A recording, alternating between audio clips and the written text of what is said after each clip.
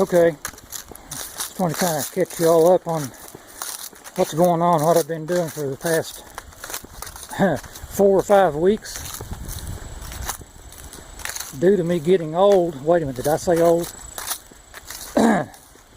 Anyway, due to me getting old and with the troubles that I had trying to raise a garden with the deer and the raccoons and the bugs and all the pests and the disease and the tilling and all that, I decided to build me a greenhouse and move my garden into a greenhouse. So here's where I began.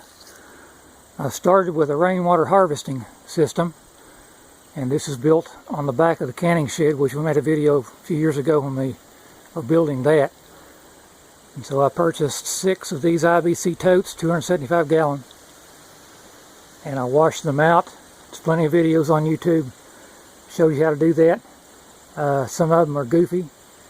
The best way to clean them out is to dump a 5-gallon bucket of hot water in it and pour about 1/3 of one of those big bottles of Dawn. Pour the Dawn in first.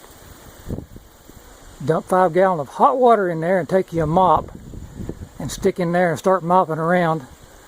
And I used a mop head also to where I could stick my arm in and rub the, and clean the top. That, where the long handle would preclude getting up to it. But anyway, and I rinse all that out and I do it again. So I do that twice. So that's how I washed those out. And I built the platform, as you can see here, to set them on, and tied in the plumbing, put up some gutters off of this shed and the canning shed, tied that all together, put in the first flush thing here. Again, there's videos on YouTube that shows you how to do that. It's straightforward.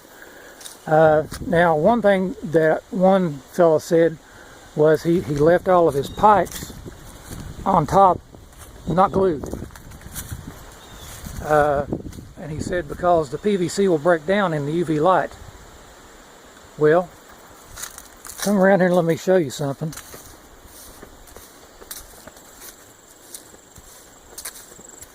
We have a rainwater harvesting system off of our house. And you see those pipes right there? Those are not Schedule 40. Those are just sewer drain. And those pipes have been there for 30 years. 30 years in the sun. They're dirty. They got mold on them and stuff. But they haven't broken down. And they're just fine. But anyway, I've got a cistern there that's becoming somewhat dilapidated as the blocks are cracking. But it has a vinyl swimming pool liner in it, and so far it doesn't leak, knock on wood. So anyway, this was the starting point to get the rainwater harvesting system set up so that I would have plenty of water from the greenhouse. And so I got that completed. Haven't taken my walkboard down yet, but anyway, then I moved down here. So I started working on the greenhouse foundation. And of course I used my tractor and tiller to excavate the bulk of the dirt here and to level it. So I got it pretty level. And then I hand dug in this hard clay dirt here.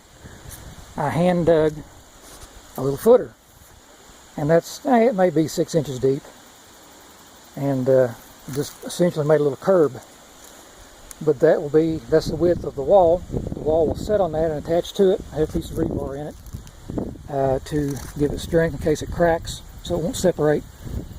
And then I had to work on this retaining wall, which you can see that I just got this completed yesterday. Day before yesterday, I'm sorry. And I got some dirt tamped in yesterday. It's windy. I hope this doesn't make all that goofy wind noise. Usually here on videos. I had to hand dig the bank back further, square it off, which was all hand work, and then I had to dig a trench all the way around to put some DGA in to create a foundation for that first row. Level that, tamp it, and then I started in this corner down here, one block at a time, leveling to level all of them. So it's just there's a lot of this really hard grunt work there. But anyway, I built this retaining wall, put a drain tile behind it, which you can see that comes out right here. Same thing on the other end, comes out. And I will continue that on out, dig my ditch and run it over the hill when I dress down my bank where I dumped all my dirt that I excavated here. So anyway, I just use cap blocks, solid cap blocks. I looked at the little 4 by 12 inch landscape blocks, and they were right at $2 a piece at Lowe's. And so these cap blocks I got for $1.50 each, and they're 4 by 16. So it's considerably less expensive just to use the cap blocks, and I wasn't going for anything of any beauty. It's mainly functional, and hopefully it will serve its purpose for the rest of my life, which we hope will be a lot of years, but whatever. Anyway, there's where the tile comes out there. Same thing as at the other end.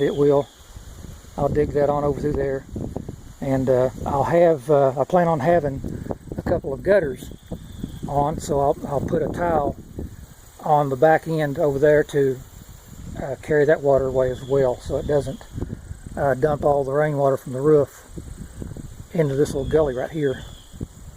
And I'll probably sprinkle some gravel in here eventually. But anyway, I'm ready to begin the framing now, hence the air compressor setting here.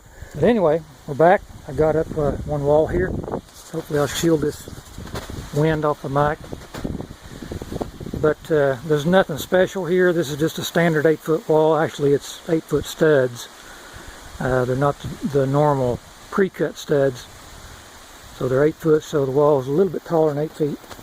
Like 8 feet 4.5, plus the curb at the bottom. But nothing special here. This is just basic, typical framing. The studs are on 24-inch centers. I've got a treated bottom plate, and I tack-conned that to the foundation. As you can see, I run tack-con screws into it to secure that. Put a brace on each corner here. And other than anything that's not just typical is the little build out that you can see right here. So there's going to be T111 down here. It'll come out flush with this, and then the polycarbonate will come down on this and lap over T111 just a little bit. So as I was building that out. So that's all stuff I've been working all morning on, milling, making this stuff here out of just scraps that I could find laying around. And then I could do all the layout work on the carport, and even stapling all of this material already in place, and even up, you can see up on top. And I've got the double top plate up there with the notches on the end to accept the back wall and the front wall over on the front to interlock the walls together. So the next chore is to lay off and construct two 16-foot sections of wall, which will go from that corner this way, from that corner this way, and then there will be two 8-foot sections to continue to this end here, where the door will be here. And I probably will brace those real well, and then go ahead and build my trusses. And that way leave this end open until I get all my trusses in here, and then build this end wall last.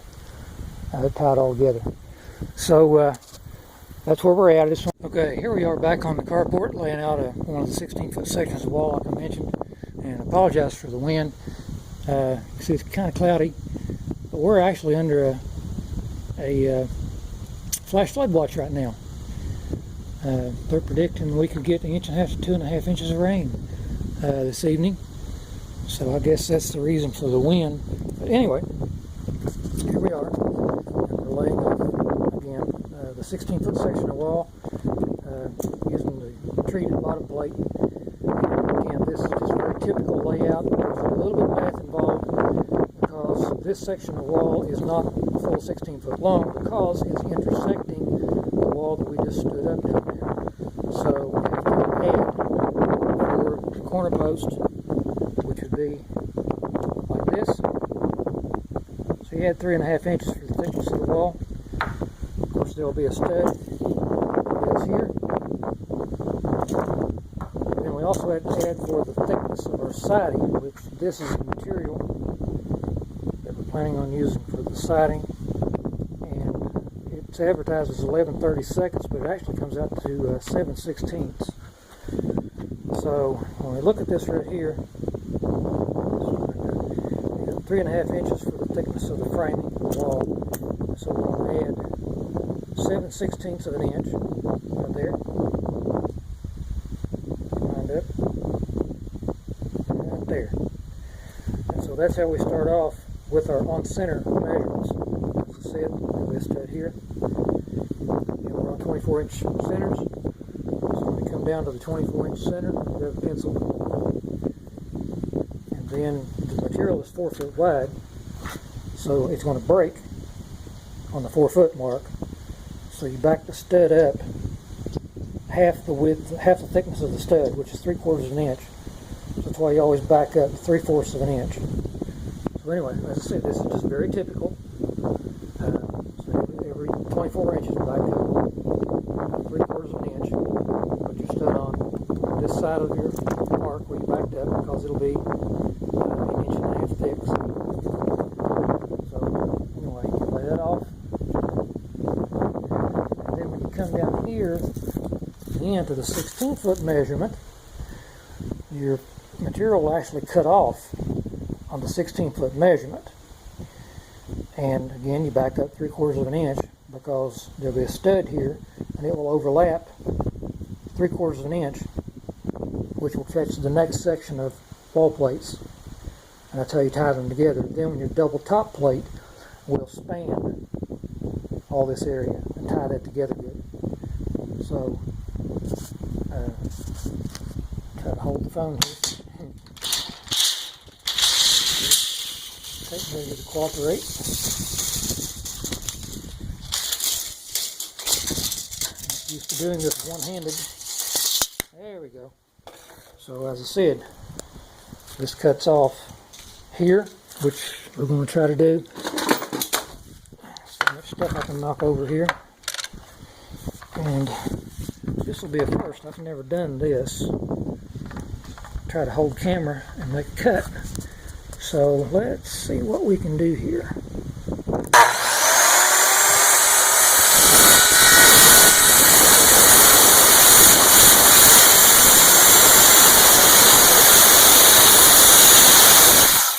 And believe it or not, that 2x4 is binding in the cut and about to kill the saw.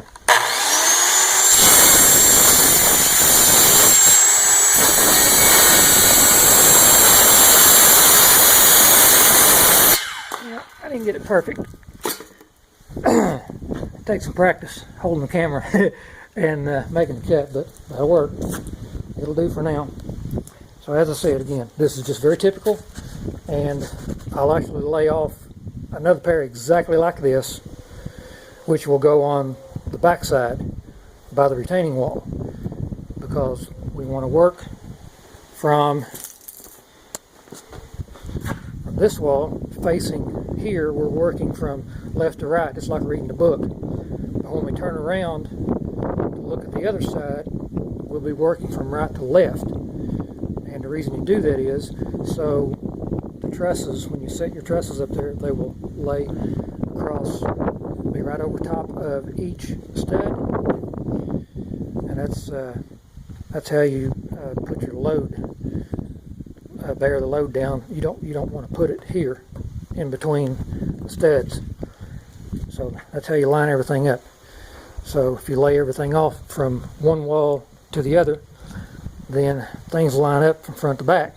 So anyway, as I said, that's very typical, but just thought I'd show it to you. So we'll continue on. See ya.